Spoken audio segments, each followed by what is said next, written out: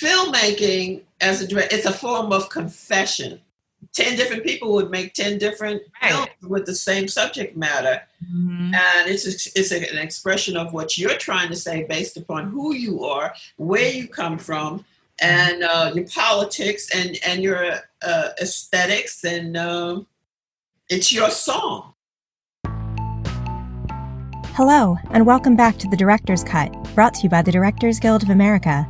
Today's episode features the recent event Spotlight on Director Julie Dash, which was co-hosted by the DGA's Focus on Women Committee and Eastern Diversity Steering Committee. Ms. Dash's directorial credits include the feature films Daughters of the Dust, Praise House, and Funny Valentines, and episodes of the series Women, Stories of Passion, and Queen Sugar. She was nominated for the DGA Award for Outstanding Directorial Achievement in Movies for Television for her 2002 film, The Rosa Parks Story. Please enjoy Ms. Dash's conversation with fellow director Melina Matsoukas in front of a virtual audience, wherein they discuss her process when making Daughters of the Dust, her early work, and pushing the boundaries of stereotypical images within cinema.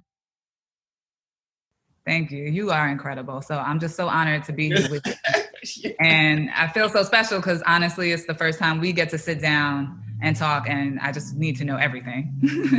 Okay, let's do it. We get to sit here on the stage, also known as my couch, and discuss Black womanhood and feminism. So let's start from the beginning. Where did this passion for film come from? What influenced you? Who influenced you? You grew up in a time in New York where the city was on fire, where Black activists were leading the charge. And how did you find your voice and find film? Well, I was lucky enough to stumble into the Studio Museum of Harlem several years after the riots, in Harlem. So the Studio Museum of Harlem had this great cinematography workshop. Mm-hmm. And so my friend and I, we stumbled in there, popping our gum, chewing gum, do-rags on our heads and saying, what's going on here? What's going on? Mm-hmm. And we were there for 2 weeks before we realized that it wasn't a still photography workshop, that it was cinematography, that it was motion pictures. So we stayed because we had some place to go after school. Mm-hmm. We stayed, and the most amazing thing about being there was it was the first time I was able to view foreign films at length. And of course, being rowdy high school students, we were like, what's this? Why do we have to read these subtitles? These films are in black and white. What's going on here? But what it did was we were really like tossed headfirst into this immersion into this the film world, and we learned the power of film and the transformative powers of film and of the music, the politics, and all of this with the French films, the Russian films, the films of Sajiet Ray, the films of Ozu and Mitsuguchi. I'd never even heard these names before. Right. And then all of a sudden I was recognizing the characters in their films, and it was just like, wait a minute, this is very powerful. It's more than a hobby. It is a profound entrance into a portal, visual portal, where you learn things, you experience things, you meet people you've never even thought of before, and you come out the other side of this portal, meaning the end of the film, and you come out a different person, and hopefully a better person. Hopefully. And I wanted to do that too. Mm-hmm. And so when I went to college, I majored in film as an undergraduate student, and I wanted to learn more and more and more. And I was reading about these young Black filmmakers in Los Angeles, Charles Burnett, Larry Clark, Ben Caldwell, at UCLA. And so it was like, that was my goal, to get to UCLA. I got to UCLA, but in a roundabout way, because I went to AFI first, American Film Institute first. And then I went to UCLA. Wow. I read that in school, I believe you spoke about wanting to create a Black feminist space in cinema that mirrored like what Toni Morrison and Toni Cade and Audre Lorde and Alice Walker were doing in literature.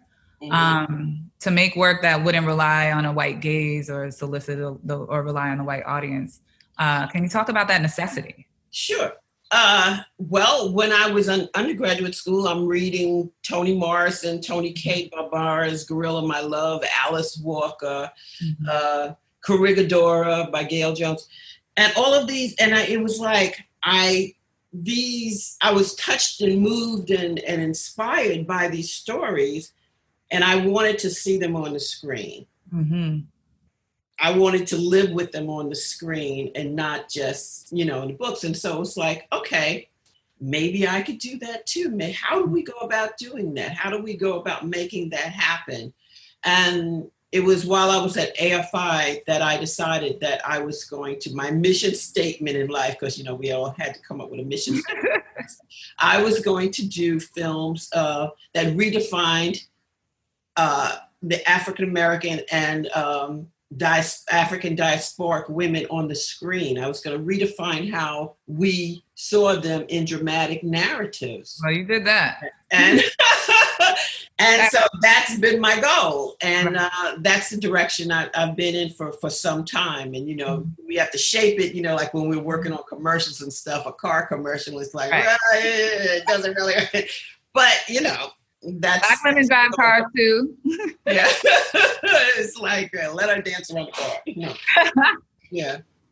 Incredible. What I love about your films, the shorts, the art pieces, and it's not just about the radical politics or what's deemed as radical to a white racist institution, but also like the boldness of the beauty and the art and the aesthetic as a form of resistance. I try to adopt that in my work. You absolutely do. And you've done that, so many times, and broadly in Queen and Slim. I mean, that's what I was so taken by the visual tableaus that you created. Well, they're so powerful and disruptive, and at the same time that multi-layered, and it's like, wow.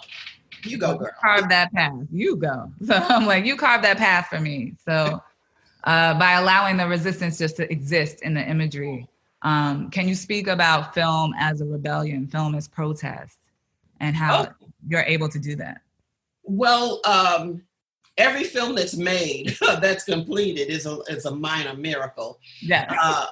But the way I see it, all film, whether it's animation, whether it's whatever it is, whether it's a comedy or horror movie, it's really a political statement, because we're working with visual metaphors. Right. And politics, our lives are infused with politics with everything we do. Mm-hmm. And, like one of the things we talked about, in film school was, the recurrence of zombie movies and all, what does that mean? And it's just like, well, back during World War II, Hollywood was putting out all these musicals to, inspire people and distract them from the war. Mm-hmm. And oddly enough, during economic downturns, it's zombie movies, horror movies, like people coming to suck your blood or kill you or eat your brain. And really, are we talking about the masses? Right. The poor people, like encroaching upon those, the haves and the have-nots, conflict. That's so telling of what's successful now, too. Yeah. Yeah, I mean, because really right now, every other movie is either a zombie movie or some kind of horror. The horde is coming to take yours. Yeah. Take what you've worked so hard for. Yeah. So yes, everything is films are very political, they're very powerful. And even what Stalin said, it was the most powerful mechanism of the 20th century. So, it was recognized early on that there's no need for war or battle. You could make a film that could just change society, just boom, just like that. Yeah. Like the propaganda films, which takes us to Illusions, which was your thesis film. Is that right? That was my thesis at UCLA. Wow. Illusions, yes. That's incredible. It still stands the test of time. I'm hiding my thesis films. I tried to hide it, but it does not need to be hidden. Everyone needs to see it.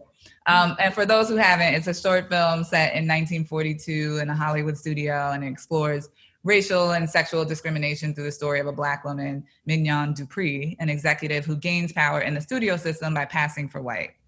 But what I love about the film is how you're able to subvert all these Hollywood cliches. Like, she's never this tragic mulatto, you know, that we've seen so often. She's proud of who she is, but she's strategic, right?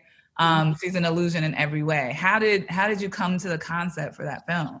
Well, it came slowly. You know, I made it while I was a student at UCLA, but I actually conceived the notion of doing it while I was a student at the American Film Institute. It was one of my writing exercises. Yeah. And of course they like, get out of here with that. That's ridiculous. Who wants to see that? You know, it's like, And so it's like, I'm seeing, you know, all these connections to like Anais Nin, like A Spy in the House of Love. It's like, why do people, biracial people, always have to be ashamed of themselves? That's like a white supremacy outlook, gaze on people who of mixed race people. And it was like, what if, you know, how do we get her in here? Because at the time, you know, the film is set during World War II in the 1940s. And, you know, I always do a lot of research on the time period.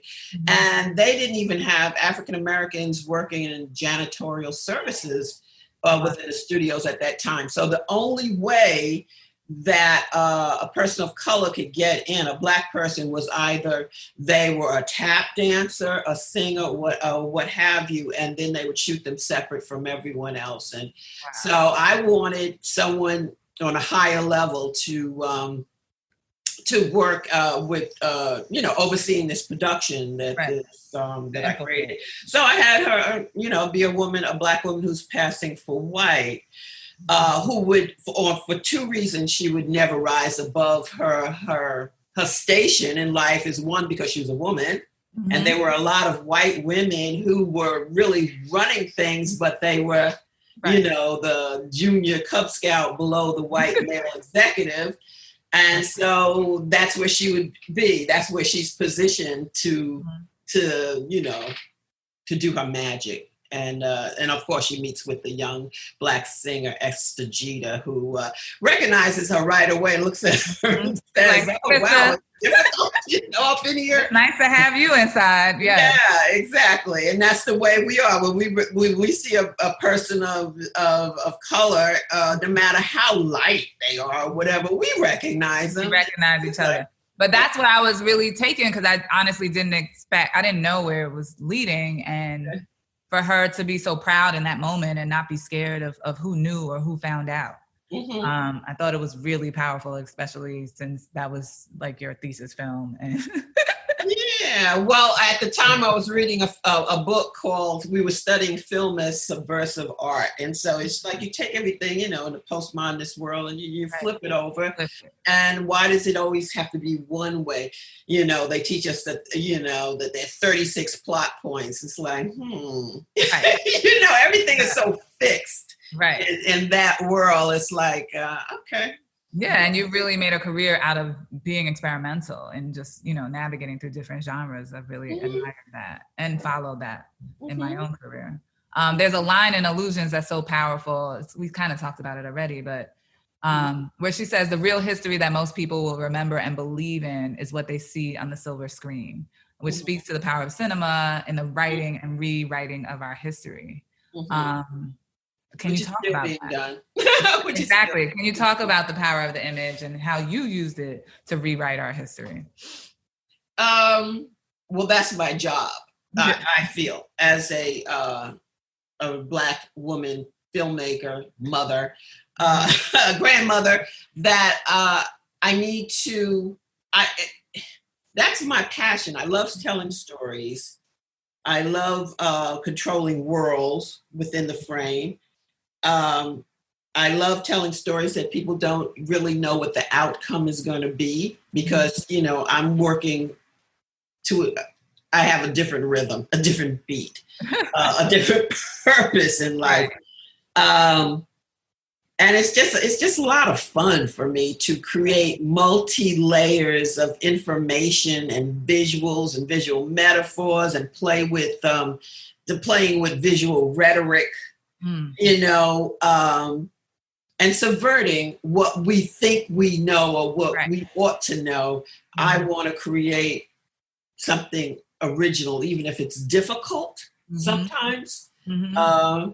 But I think I know that it's time. I mean, that's why we have all these young people out on the street right now. Exactly. Because we're saying, so it's Black Lives Matter and Black Lives in Cinema matter, and our voice matters and our stories matter, and our stories, may be very different from what you're used to hearing or understanding or parsing. Yeah. Exactly that. Yeah.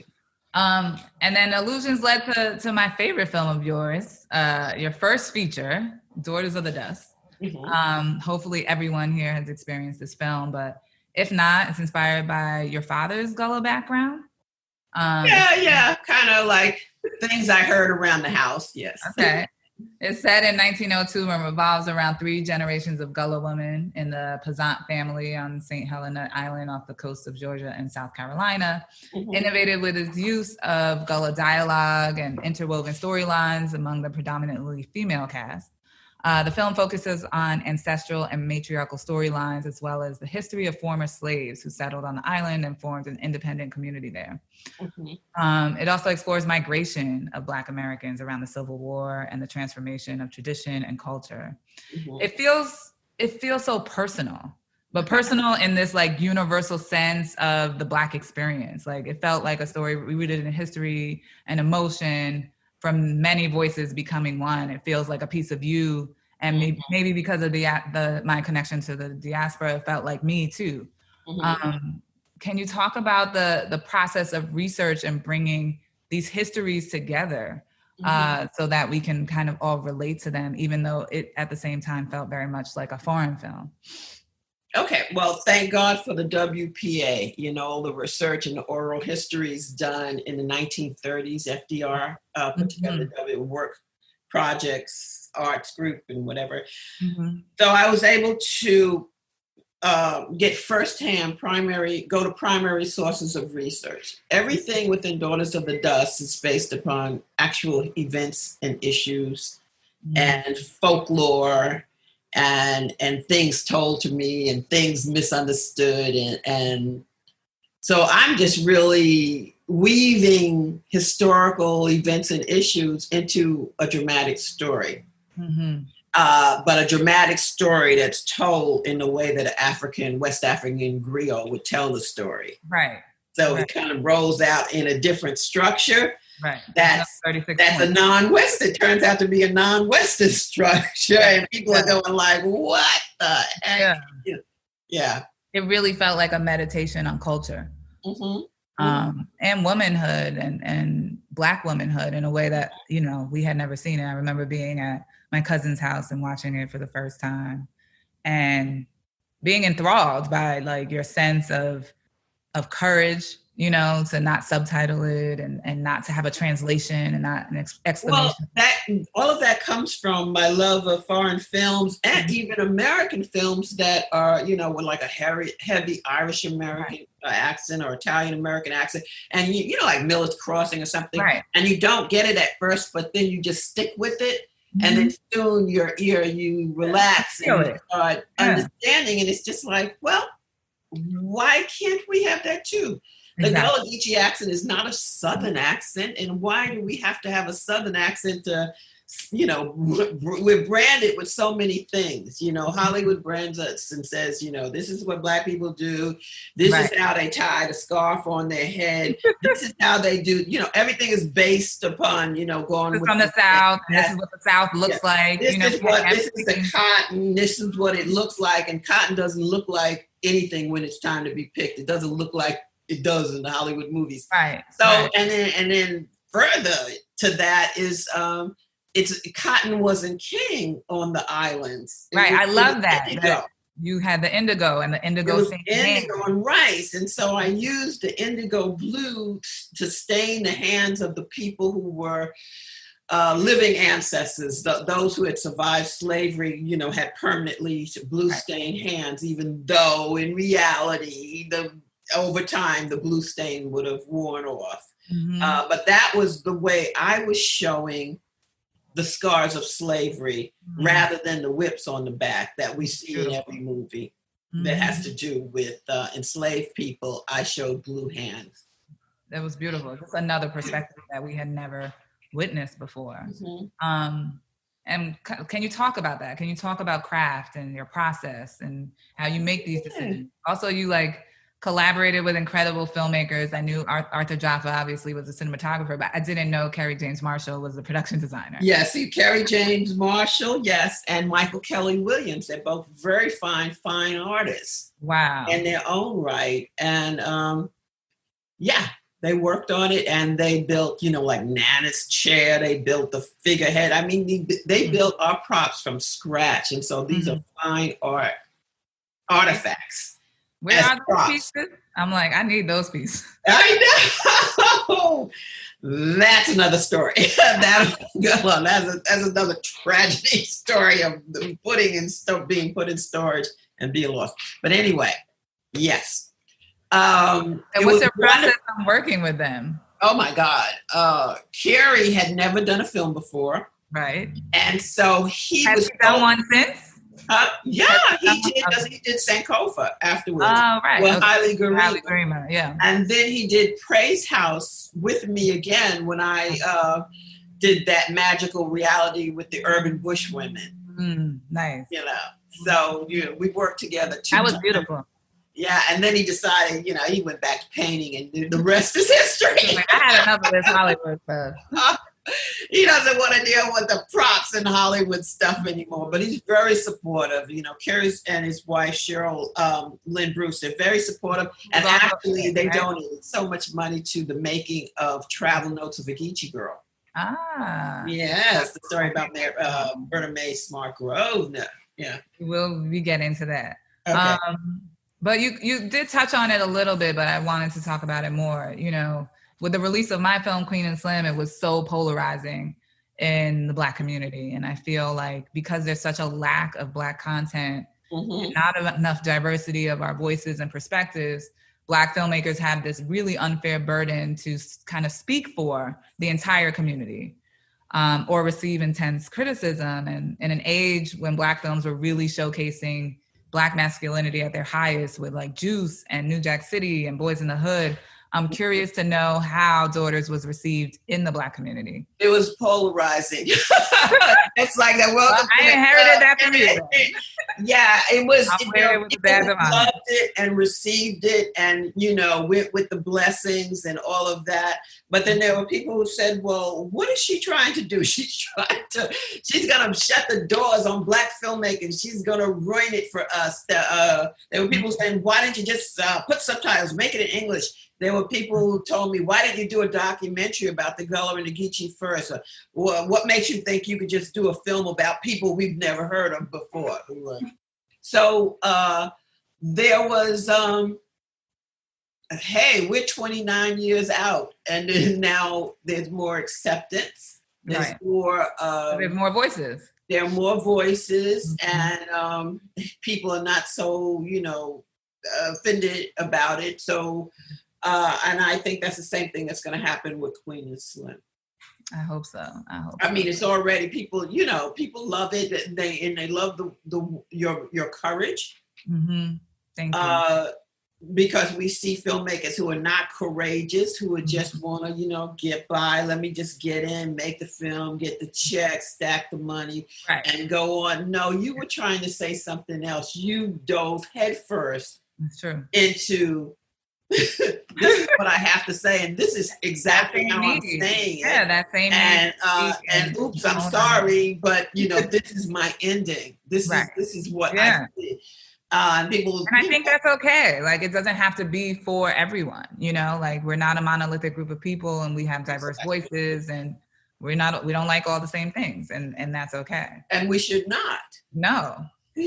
Because, in many ways, the audience has become so anesthetized to anything that's different. You know, they just watch the same thing over and over, a remake of the remake. They love and it. it's just, you know, it's, in many ways, it's very primitive because it's, you know, it's like being in the cave around the campfire. The same story is being told all over and over. The cautionary tale: don't go into those woods. That water is dangerous, and it's very instructional, cautionary, and all of that. And in many regards, that's good. It's a good thing. But then also you just get into that loop, right? You know, boy meets girl, boy loses girl, boy wins girl, and they have a little dog, you know. So, you know, yeah, absolutely, yeah. We need to break that loop. I'm very much into that. And then I read this Incredible Times article where you were talking with a lot of other incredible Black filmmakers of your time, like Darnell Martin and Mattie Rich and Ernest Dickerson. Theodore Witcher, where you all spoke on this incredible success you had with your first features in the 90s. But then you were punished and you were blacklisted for what I interpreted as being too Black, right?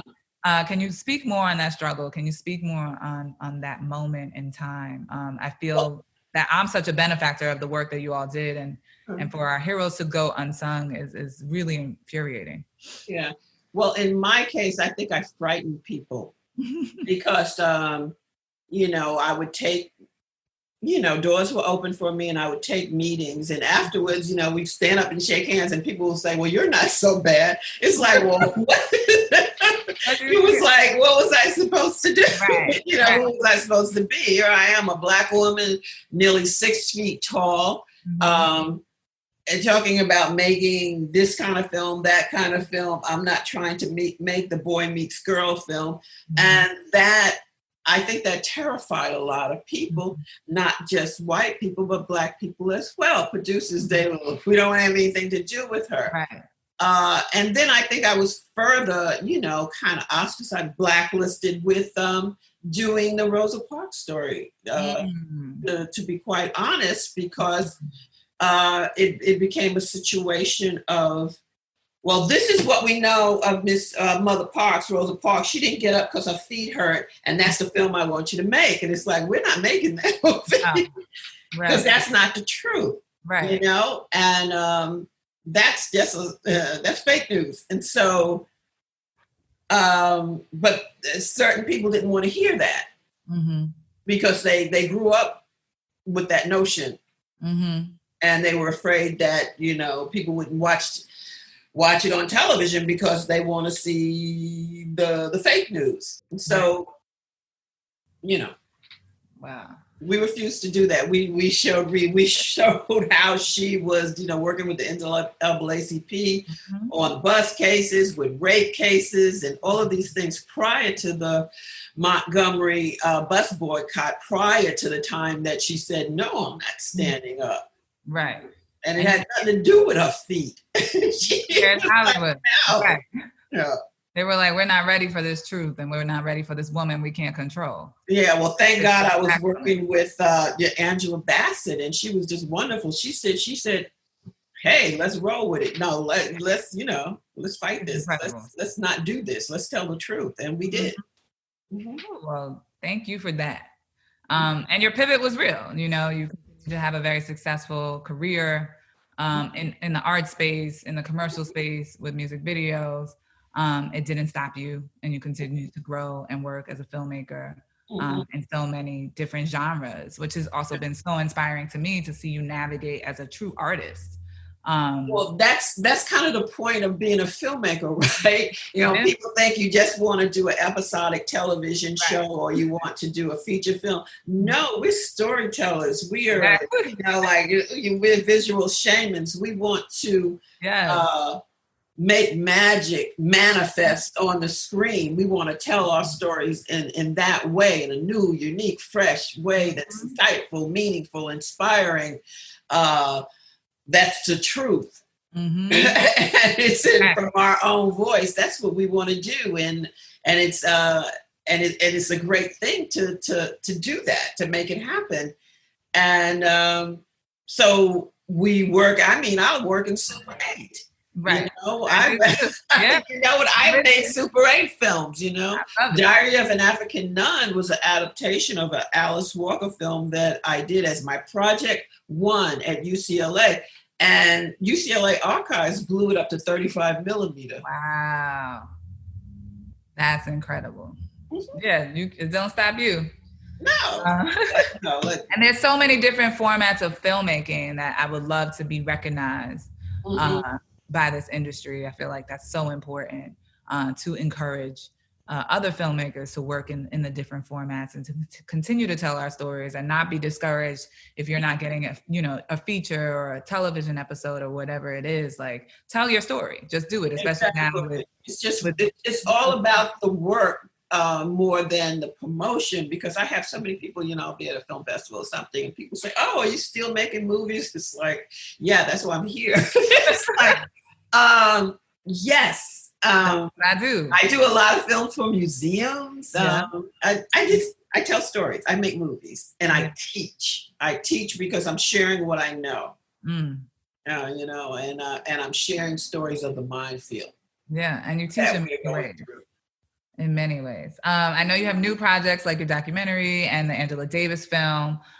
Do you feel like real change is here? And what does this industry and specifically this organization need to do to ensure we continue to have the ability to tell our own stories and to own them? Well, the wonderful thing about the Directors Guild is they're always there to put, they have your back. You know, I think I've had ever since I became DGA, I've always had a DGA associate, you know, come tap me on the shoulder on the set, on location, and say, I'm here, you know, if you need me, if there's a problem or anything.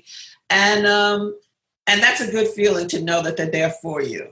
Right. More so than your agent or manager who's just looking for you, as I've heard, let's just bring this puppy in. It's like, yeah, but they're abusing me. There's retaliation going on here. So there's always the DGA to, you know, make it very clear and straighten it out and send them a letter and say, look. and they do fall into place when they get that call. I haven't used that yet. I don't know. I'm gonna have to try it. And then Subway Stories. I was watching it yesterday, and that piece had me in tears. Like when Terrell Hicks started singing to her mother. Yeah, I really teared up yesterday. It was so emotional. I love how you captured the diversity of New York and the magic that can simultaneously happen in the city. What was your intention with that piece? Well, let me back up even further a bit. We made that quite a while ago. So it was produced by Jonathan Demme and Rosie Perez. So I came home one day and turned on my, you know, what do you call it? Voicemail machine. We don't even have that anymore. And it was Rosie Perez saying, hi, are you Julie Dash? I understand you grew up in, you know, New York. Hope you saved that. I thought someone was messing with me. So I didn't think it was like, who is this pretending to be Rosie Perez? Right. This Puerto Rican accent. I know. It was like, that's not Rosie Perez. I don't know Rosie Perez. And then they called again. I think they reached out through my agent and at the time. And it was like, oh, yeah, Subway Stories. It was like, yeah, I'd love to do it. And so I went to New York. And apparently they had a contest, HBO, where you could send in your amazing stories that happened, that you had either happened to you or that you witnessed in the New York City subway. Oh, wow. And whoever, and the winners, those who's had their stories chosen to be produced, they would get a year's supply of free subway tokens. So I loved it because it's like, I love the absurd. It was like a free subway tokens. Well, take your story and give you $1.25. Yeah. And so there was a story. Everyone thought I was going to choose the story of kind of like with the unborn child from Daughters of the Dust. Someone had seen a spirit in the in the tunnels, but I chose one that that moved me the most. You know, having grown up in New York City, and that was the one with the cantor singing and his song melding with the jazz performer, the saxophone player, Kenny Garrett.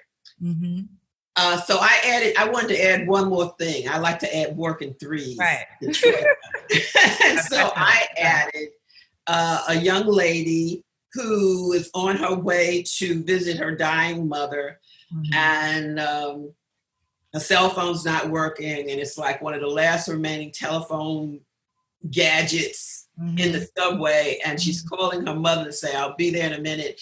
And we all know from New York how, you can be in the subway and all of a sudden, like, that train is canceled. Right. And the train is late. And so she starts singing to her mother. And of course, the three rowdy girls are on the other side of the track. That was me and my friends. Coming from high school, like, come on, like, what's wrong with her? Something wrong with her, So, and, subway culture and subway life, for those from New York, they will recognize all of the three characters, including the young ladies who were like popping their gum and commenting and doing the turkey neck and all that. So that's how that story kind of came about. And it was Rosa Perez who said, why don't you use my girl Terrell Hicks? She has a beautiful voice, which she does. And we decided I chose a song that I knew would, like really touch the heartstrings of Black women. And that is Trouble in the World, because it comes from the Imitation of Life that Mahalia Jackson is singing during that movie. And everyone I know has watched that film over and over, even though they hate it. But at the same time, which has parallels to Illusions. Yeah, they hate it, but at the same time, this young woman is so evil against her mother because her mother is Black and she's light skinned.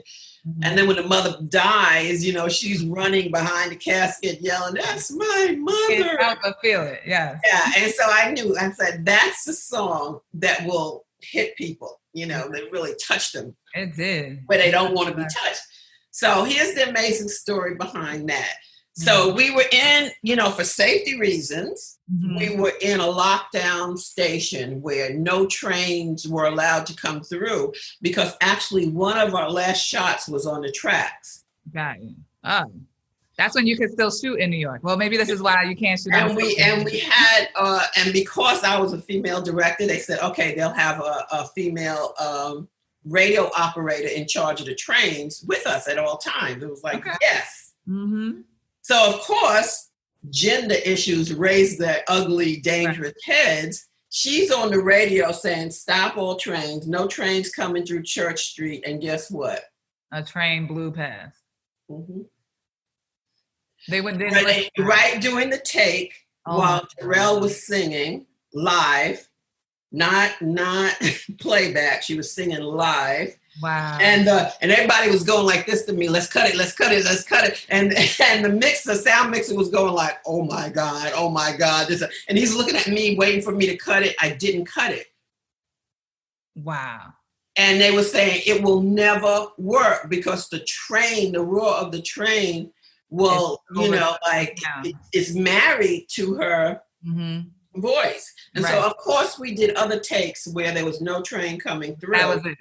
But that was the one we chose to use because it was just wonderful. But on the other hand, we could have been killed by that train because the conductor or the person driving the train would not listen to the woman on the walkie-talkie, his superior. He blew that train through because he knew that was a station that was shut down. So he figured he was not going to stop the train, but he blew through. Wow. So maybe that's the reason we can't shoot on the subway anymore. And we were like, what the? That's crazy. Yeah. We got that take because the emotion is just there. I know. Her voice just rises above, and it's just like everybody was like frozen, like, oh, because everyone more than the sound person, they were thinking of, are we getting in the tracks now? It's crazy. And then I was like, no, we're not getting in the tracks because no one's listening. You No. know, they're, Dangerous. you know, so that's the Subway Stories. Yeah, Story, I had never behind seen the story. it. And then I was, you know, doing my research and I'm watching it, like, and I'm coming back to it. And then it just pulled me in and I suddenly was crying. And I was like, wait, how did this happen? And it's just the power of your storytelling and The power of I Terrell also Hicks' saw voice. there's Yeah. so many parallels. Like you always have this sense of tradition and history, like laced within every frame. And Yeah, the layering of things and then gender issues came up actually again at the very end when with the scarf. what happened flowing. there? Mm-hmm. Well, I mean, like how many women were on the the team? The script continuity, Terrell, myself, and the woman with the walkie-talkie. Wow. And the rest of the guys, you know, Ken Kelch was wonderful and my AD was wonderful, but they were all like, do we really need a scarf flowing?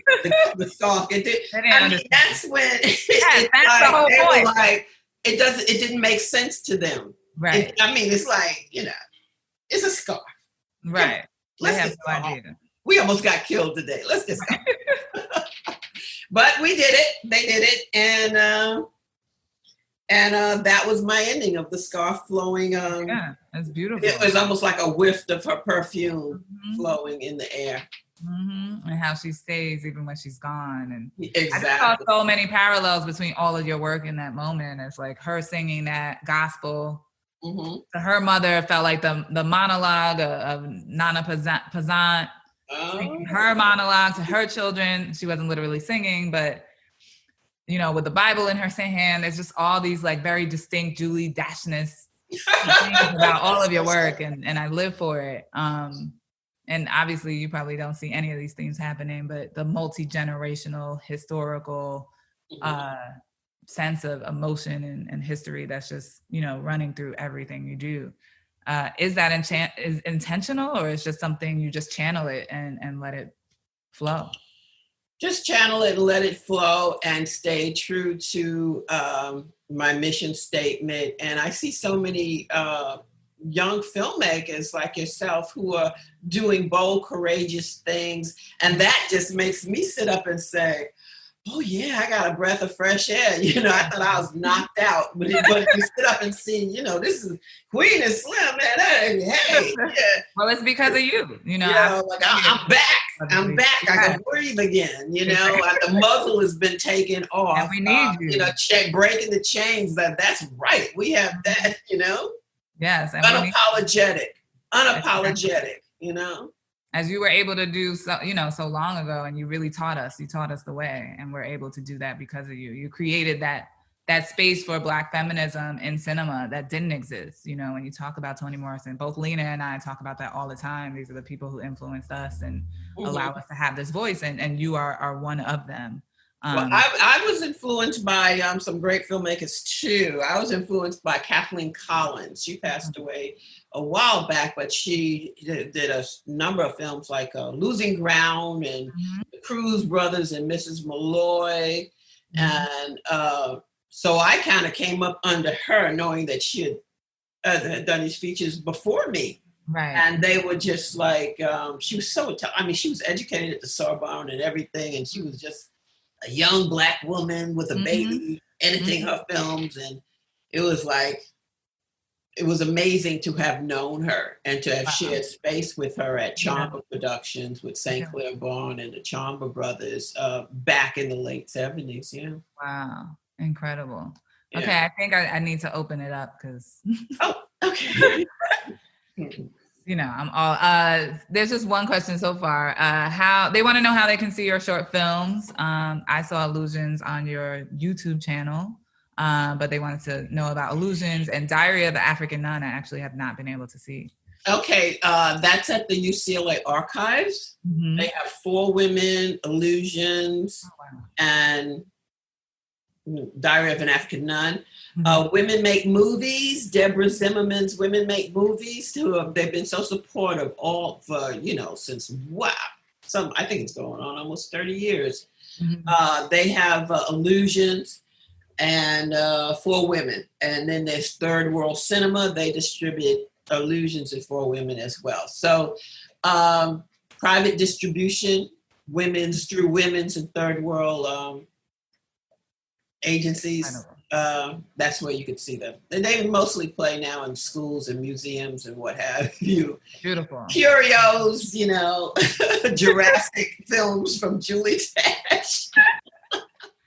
There's another question where they want to know, tell us about your students, the next generation. What stories are they moved to tell? Oh, my goodness.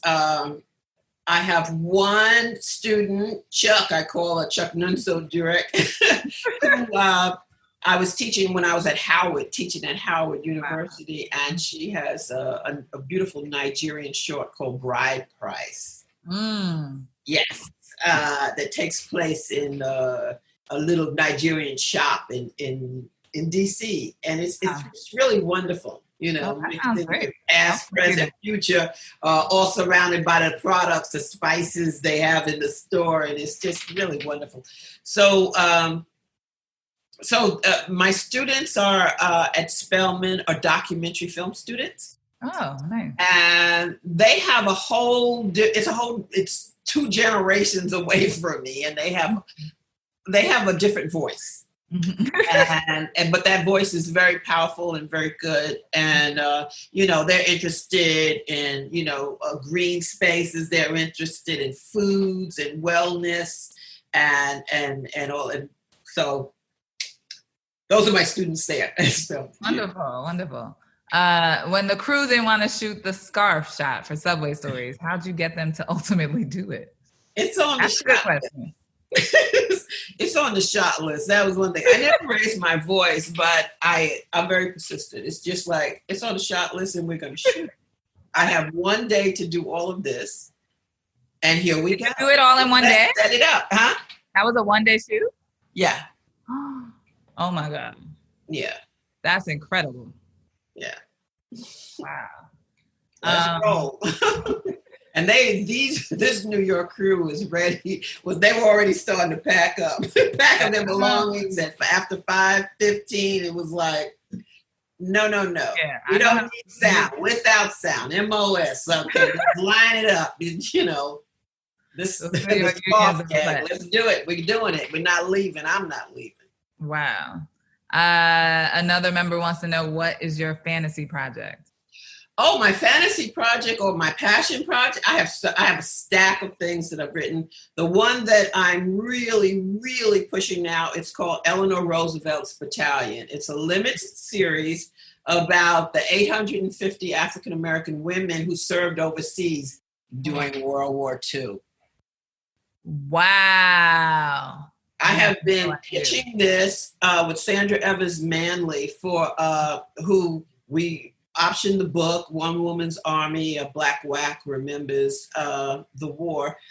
We've been pitching for something like 9 years to every studio, many major, however. And so recently there's been some movement on it because there was an article in the New York Times about the Black WACs who refused to stand down, under white oppression. Mm-hmm. It's a wonderful article with moving images and everything. But this is that's my passion project, to tell the story of these Black Charity Adams, who became a major in the Army at age 24. Wow. And she was over the. They were actually in battle. 850. Huh? She was Black. They were in battle. Mm-hmm. They were in battle. They were the postal battalion. Okay.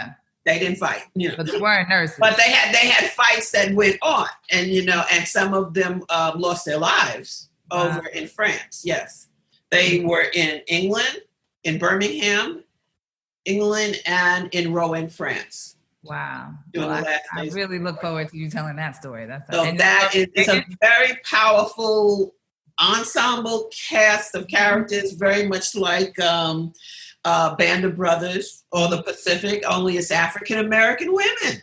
Wow. Who were there, And most of the time when I pitch it, people will say, oh, I've never heard of them. I'm going to have to check on that. And it's like, here's the pictures. Bam, bam, bam, bam, bam. Here's the pictures of them on the ship being shipped overseas on the convoy ship, just like, they have the what's his name? Tom Hanks, Greyhound. Mm-hmm. Yeah, they were in one of those convoy ships. Wow. Okay. They were there. They were there at Pearl Harbor too. It starts off on December 7th, 1941. What were each of these women doing when Pearl Harbor was attacked? One of them was a maid on the Pearl Peninsula to an admiral and his family. So she witnessed firsthand the attack on Pearl Harbor. Wow. You have to tell that story. I have to tell that story. Yeah. And the wonderful thing about it is it's a limited series, and I'm following the Queen Sugar, Ava DuVernay's model. I want a different woman to direct each episode. I love it. Yes. I love it. Well, I'm down for that one. Okay. Can I hold you to it? Yeah. Another member wants to know, how important were critics initially in your path to success? I remember how much Roger Ebert, I love Daughters of the Dust.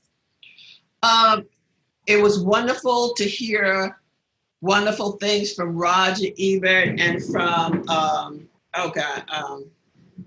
blanking on her name now. There were these women critics who were firm supporters of the film, and that felt good. I usually don't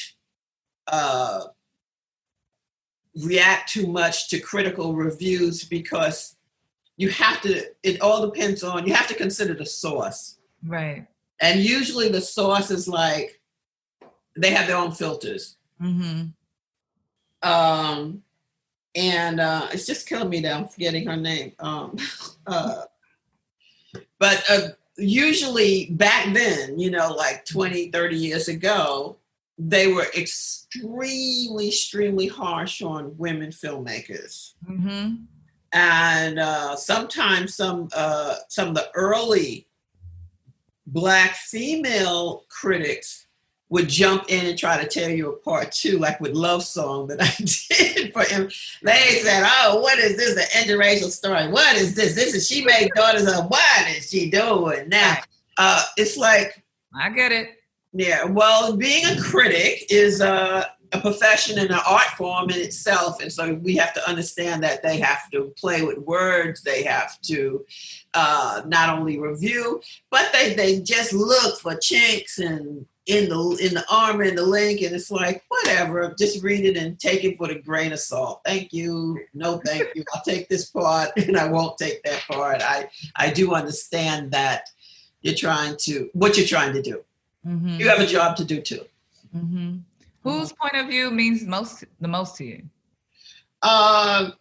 People I meet, people like you, people who tell me that they're inspired by something I did or said or something, and gave them the courage to make the film that they wanted to make. That is the balm and Gila. Yeah. That's the cure-all. Mm-hmm. Yeah. No, I find it's really hard to navigate, especially now with Twitter and social media and the critics and then your friends and artists, like, who to listen to or not listen to, and how to take criticism and use it right to improve and to grow, but also to let the voices create this fear. Well, let me tell you something. There's always a curing process, or it takes time to marinate. Right. I have critics. There were critics who, when I screened in 1991 at Sundance, who had so much to say about the film in a negative way, or or whatever, who came back 20 years and who have apologized to me. Wow. Because the films that they were, heralding didn't last the test of time. Mm-hmm. Mm-hmm. And there was something more going on, they saw, and with my film, and they just wanted me to know, and I appreciate that. So there's that. there's that. Sometimes people aren't ready for what you have to say. Yeah. And that's why I always say you have to be courageous and just say it anyway. Yeah. And filmmaking is a form of expression. And I feel like people forget that, yeah.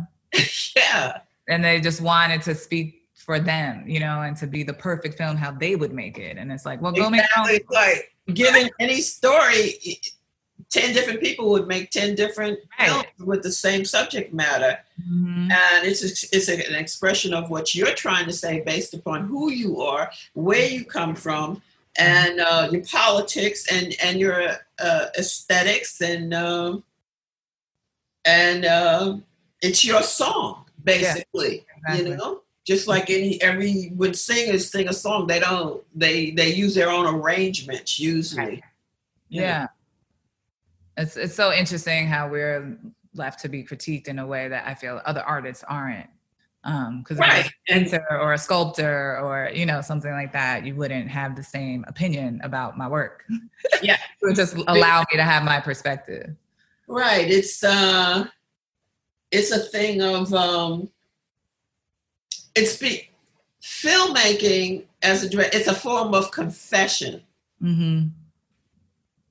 And so you have people listening in and going like, ooh, what she said, or I don't like what, like when I twirling the pistachios, Libby, I could jump into this, I can bite into this and really tear this one apart.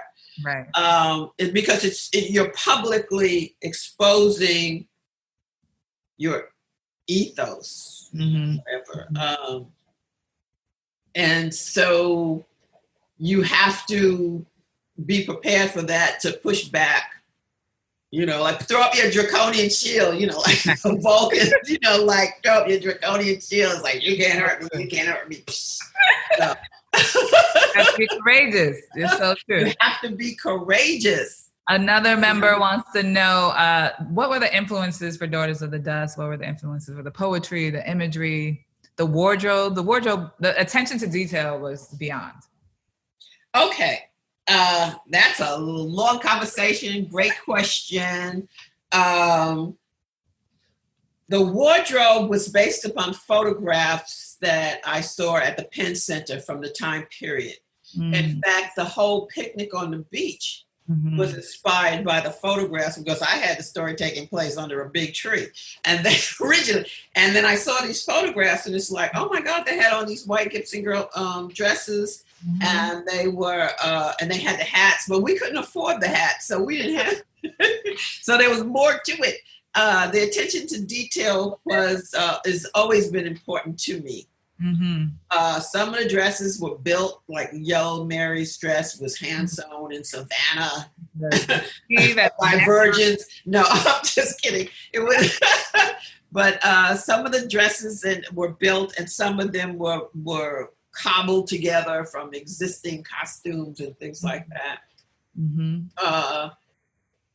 Of course, Nana's dress was indigo because, visual rhetoric. She wanted things to stay the way they were in the past, and so she's the indigo blue color. And then we had the blue bow on the unborn child. That's the fun part when you start. That's the visual rhetoric. That's the subtext. That's the telling the story using the grammar of film in your own way. And that's the fun part, the attention to detail. What about other influences for the poetry, the writing, language?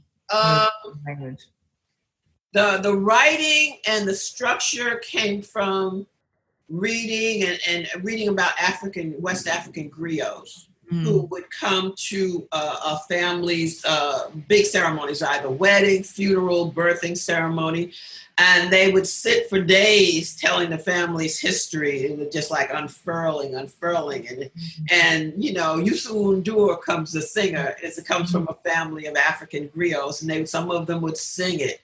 And they trained for their entire lives to be these griots who would sing these songs. And so that's how I decided the structure would be. It would just be, continually unfurling. And I was not going to use the Greco-Roman story structure that we're also used to in the Western world. Mm-hmm. You know. Mm-hmm. Yeah. Incredible. What about the relationship between Yellow Mary and Trula? Okay. That's always sounds like it was question, a lesbian relationship and speaking on, homosexuality at that time and Black women in the community. Was that the intention? That was the intention, because when in reading about women who traveled, here I have a character, Yellow Mary, coming from, the South New Orleans, traveling all the way to the family's home in the islands, and then planning to go on to Nova Scotia, which is like, ding, a little hint. That was Nova Scotia was the last stop on the Underground Railroad. So that's where her Trula's family was from, Nova Scotia. So women didn't travel alone, and number one, and number two, they were both women of independent means, meaning they were sex workers. Right. Often, from my reading of the sex workers during that time, they had lesbian relationships because they were kind of like the men thing was just to make money. They were sick of them when they just wanted to be home alone with themselves. Right. So it was like, let's go ahead and do that. A lot of people didn't like it. They said, why are you bringing that up? It's just like, well, I didn't invent this storyline. The storyline came to me. It came to me during my research, and what's wrong with talking about it? But then that added extra drama to the Hagar character, like looking at Yellow Mary and talking all that yellow wasted, because we know as Black people that if you high yellow, you're supposed to be like high cotton. And so, and then she's going like, "What the hell? You waste all this yellowness." So I love that line. Yeah. Incredible. What are some of the films that have inspired you and why? Oh my goodness. I have been inspired, mostly, like I said, Kathleen Collins, and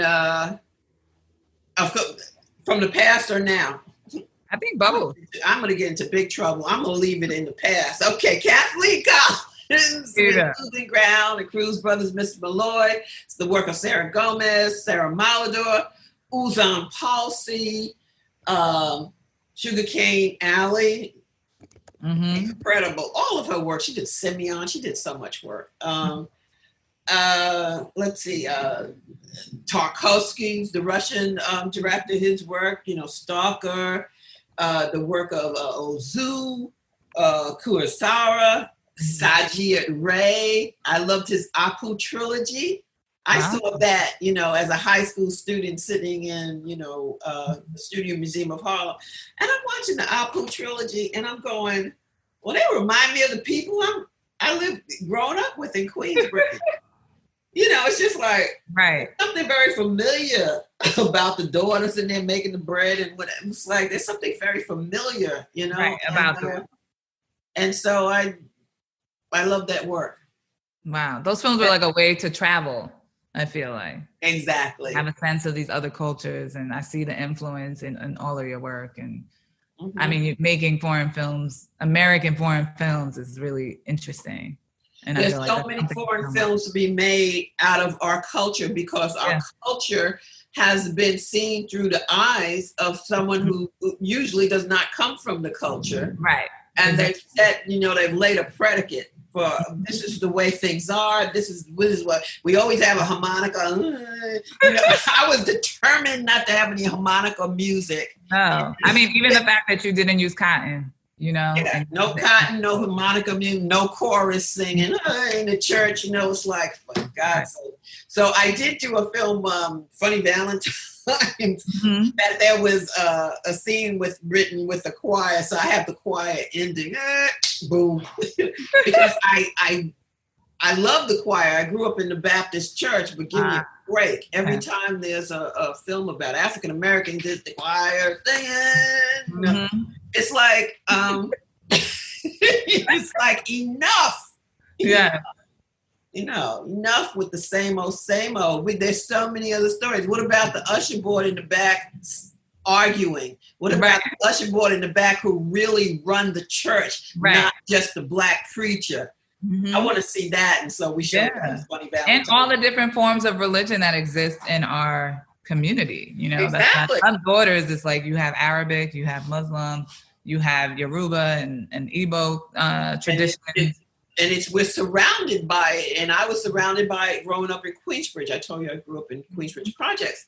And so I had the Bilal Muhammad character in Daughters of the Dust. Yeah. And when I was in France, I was accused by a critic of pandering to public, what's happening in the public now with the Muslim community by inserting this character into my movie. And it was just like, no, but there remain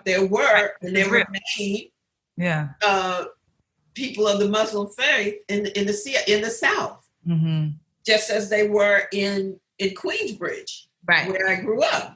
Because we could wake up hearing the morning prayer. Didn't know what it meant, never questioned it. It just was. But when you put it in a film, then you have people saying, well, why are you doing that? I've never seen another film by a man, directed by a man that had that in it. So therefore, you must be making it up, trying to pander to what's in the news, what's in the headlines. And so we face a lot of that, and it's just it's a lot of disturbed craziness. But you're like, I pandered to the truth. Yeah, this is my truth. This is what I know. You spoke about Queensbridge and New York a bit, but what was your family life growing up? Like, what were your parents involved in? What was their occupation? Okay, I knew my parents were very different from the other people, especially my father with his Geechee accent, and people would say, like, where did he come from? Did he migrate from the South? Huh? Did he migrate from the South? Yeah, from Charleston and the islands there. And same thing with my mother. They both came from South Carolina. They both were from there. They both came from South Carolina during World War II. Everybody, moved up. Our cuisine was different.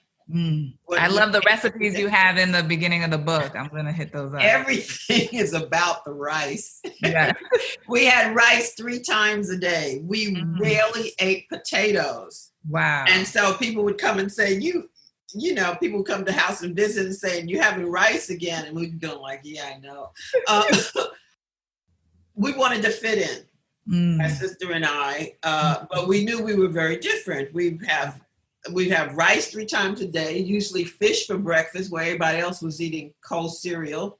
So I used to lie and tell people, oh yeah, what do you eat? Captain Crunch. Yeah.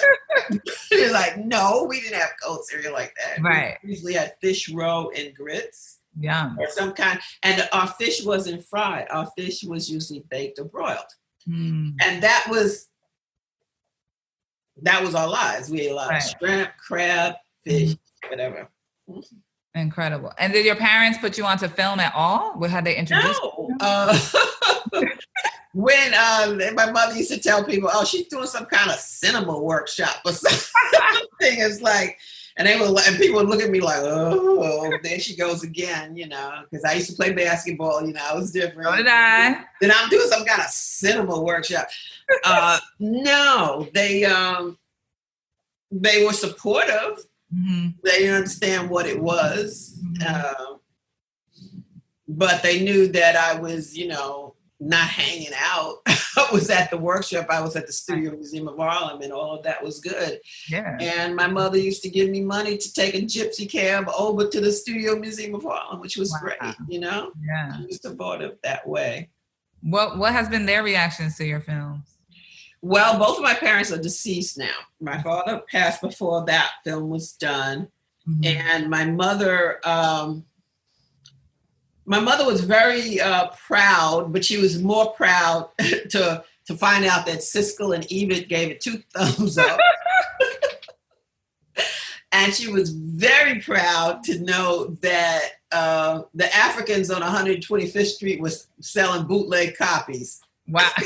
That's exactly when I said we made it. It was a real film. Yeah. I went to Slauson and they were bootlegging my movie on the sidewalk, and I was like, I made it. You made it, yeah. And people don't understand that she was telling her friends, yeah, they're selling it down on Yeah, that's a good feeling. You know?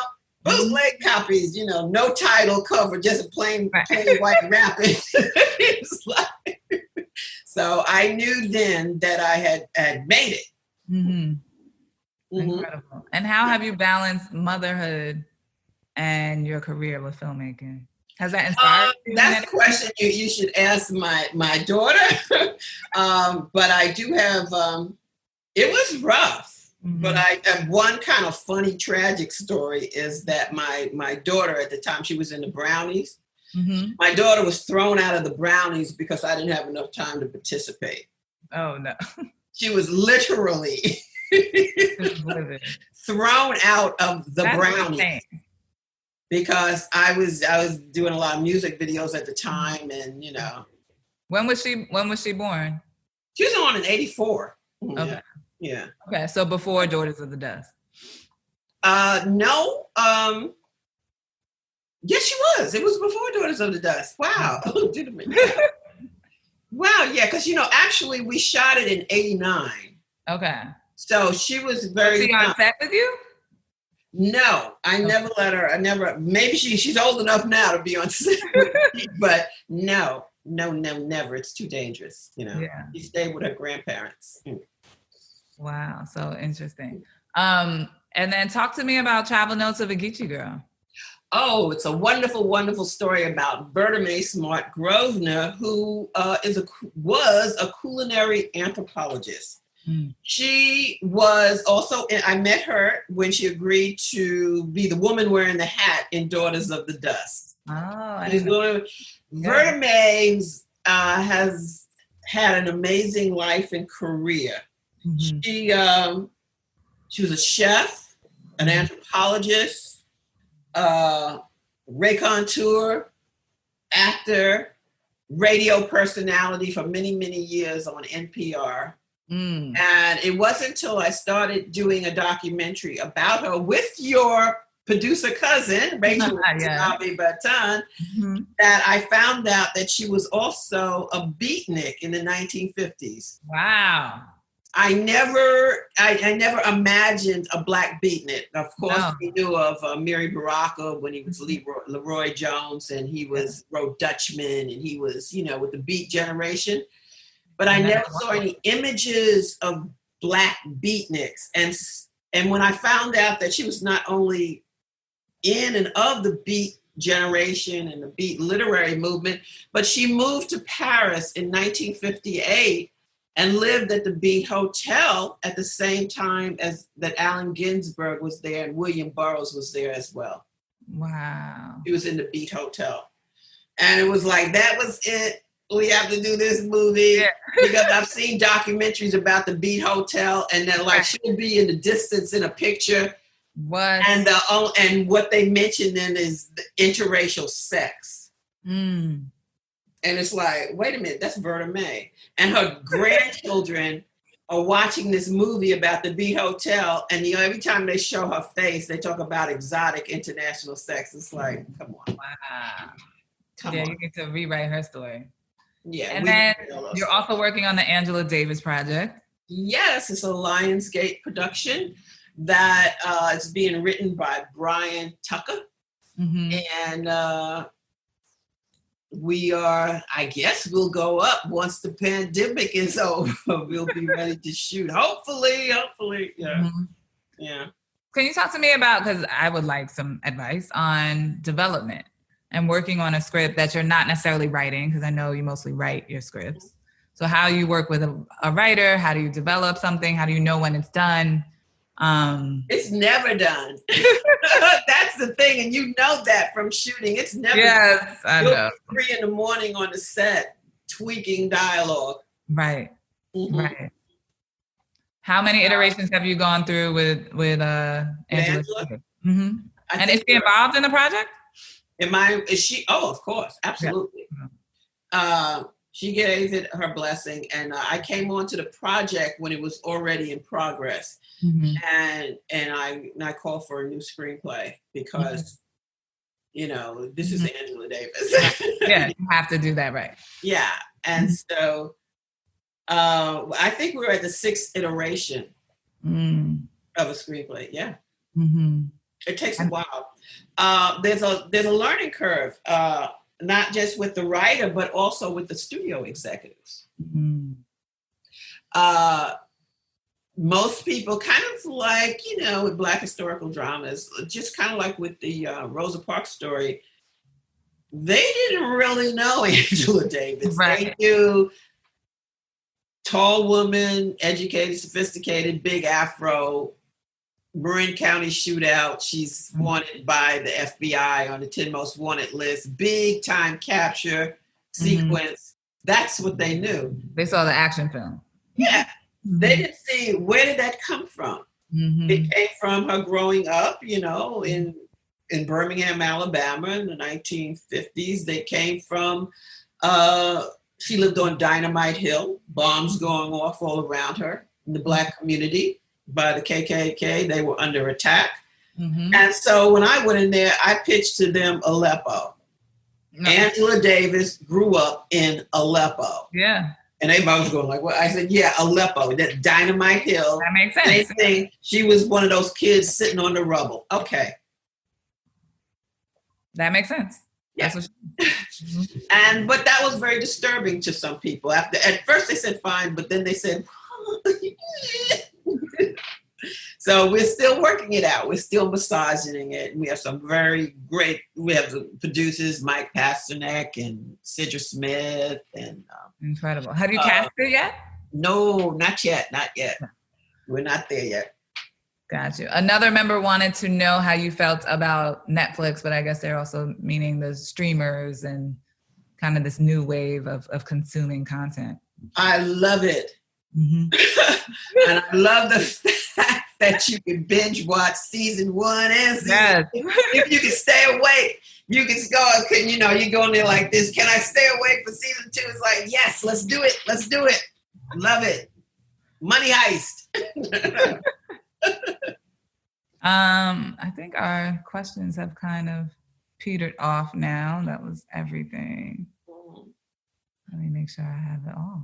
So I'm looking forward to doing Eleanor Roosevelt's Battalion, a kind of a Netflix, Hulu, Amazon, what have you. That's what I want, and that's what we need. That's what we deserve. We've been waiting more than 70 years for the African-American woman's point of view of World War II. Yeah. How we relate to it, how we suffered through it, how we made the best of it. And who we were over there, overseas. Why can't we see that? Where it's like when I went to the National Archives years ago, some of the pictures that I got of the women had been censored. They were censored from the press. They were censored from history because it was the Dixiecrats at the time during the 1940s. They didn't want to know about Black women serving overseas. And that's how I came up with the title, because it was Eleanor Roosevelt and Mary McLeod Bethune who put together this battalion and said, yes, they will go over there and redirect the mail for all of the soldiers who were stationed overseas. And the War Department, just use a derogatory name they kept referring to them as Eleanor Roosevelt's battalion. Like, oh, that group over there, like, we won't talk about them, but yeah, Eleanor. So it's like, yeah, we take the name and celebrate it. Just like with Gullah Geechee. Being a Geechee or Gullah used to be I saw that derogatory name. Huh? Yeah, why was it derogatory? Because it was because the Gullah Geechee people who, after the Civil War, when Union soldiers went down there, they found a group of people who were so African in their demeanor and dress and language and religion and everything. They were like, oh, these Geechees. So, the human nature, people always create this pecking order, so it's like, yeah, it's one thing to be African-American, but it's a whole nother thing to be a Geechee. It's like, whoa. So we took the name and said, no, we're going to celebrate it. So that's the name of my company too, Geechee LLC. Oh, amazing. Yeah, Do let's you go back celebrate often? it. Huh? Are you able to visit often? Yeah, I go down. Well, not now. I have relatives who still live there. So, I usually spend summers there. What was their reaction today? No. What was their reaction to Daughters of the Dust? Ooh. My grandmother's reaction was like, because of at first, the whole Geechee thing. Right. But then she came around because we were told not to tell people we were Geechee. Oh, wow. You could be Geechee and be proud Geechee. Right. But don't tell anyone on the outside you're Geechee. Tell them you're eating that Captain Crunch. Exactly. Just, yeah. And then I think we have time for one more. What is this? They definitely want your World War II movie. I wanted to, yeah. They said, thank you for taking the time with us personally. They all bow to you and thank you. Thank you. But I want to ask one more question just about being a woman and being Black in our industry. I know it's not a small question, but I think it's worth touching on. What your experience has been, how you feel like that's changing, and the need for change. Okay. Very good question. I think that when I started out, I was very much under the radar. Mm-hmm. After I, came out at UCLA and all of this, and I'm going around to the labs and checking on the progress of 4 women. Everybody at the lab wanted to meet me because I had so many cuts in my film, physical cuts. They said, no, man, we ain't running this through our machine. You're not going to cause us a shutdown because it's going to break. Right. So we had to, make a negative right away. They said, why would you cut your film so much? I said, because that's how you do quick cuts. This was analog filmmaking and analog. Real? Yeah. And so this is for real. So, so I got to speak to a lot of the people in men, mostly white men, and, smoking in the lab where they could blow up smoking in the background. And they were curious about me because I wanted to sit with them as they color corrected, and they were going like, right. But so I was under the radar, mm-hmm. and I was a curiosity, mm-hmm. and so I got by that way. But and then there was the 90s, mm-hmm. where you had Black filmmakers, and then I was like one of the only female Black filmmakers. There was Leslie Harris there too. And then later came, she did Cadillac Records, Darnell Martin. Yes, exactly. Wonderful, wonderful filmmaker. So we were kind of like out there alone, and the gender issue came up. And this was before Gina Prince Blythewood and everything. The gender issues came up, and it's just like, well, it seemed like Hollywood was more open to Black male filmmakers. Mm-hmm. And like when they did the cover of the New York Times, Hollywood's Gotta Have Them. Mm-hmm. All Black men. Yeah, all Black men. Mm-hmm. And that went on for a while. So things have changed. Yeah. Absolutely. I mean, because, we just mentioned Gina Prince Blythewood, her wonderful films, Love and Basketball, boom, Secret Life of Bees, boom, and now Oh God. Yes. Oh God. Come on. Yeah, Oh God is terrific. Mm-hmm. Yeah. So things have changed, but that doesn't mean you could become complacent and sit back. You just have to keep pushing. Yeah, you have to pushing yourself as an artist, as a female artist, as a Black female artist with a unique voice that we can add a lot to American culture, and we have. But they have to be courageous too, to allow us to speak our truth. That part. Mm-hmm. Yeah. I completely agree. Well, I think that's all the time we have. Okay. Wow. That went very quickly. Yes. But thank you so much. Thank you. Can I give a shout out to Ava DuVernay too? Yes, please. Oh my God. Ava DuVernay changed the playing field for so many young filmmakers. And so we have to, You guys are carving the path for all of us to follow, and we are so excited to continue your legacy and to see what you have in store for us next. So thank you for taking the time to talk to us and inspire us. You're so important. Thank you. Thank you, everyone. I hope you all enjoyed our spotlight today. Yeah. I know I did. Yeah, I enjoyed it too. Bye-bye. Bye. That wraps up this exclusive discussion with Julie Dash. If you'd like to hear more, check out episode 266, which features director Spike Lee discussing his filmography, or visit our YouTube page to find discussions with David O. Russell, Leslie Linka Glatter, and Guillermo del Toro. The Director's Cut is available wherever you get your podcasts. Also, don't forget to subscribe, rate, and review. We'd love to hear your feedback, and you can help fellow film buffs find the show. Thanks for listening, and we'll see you next time.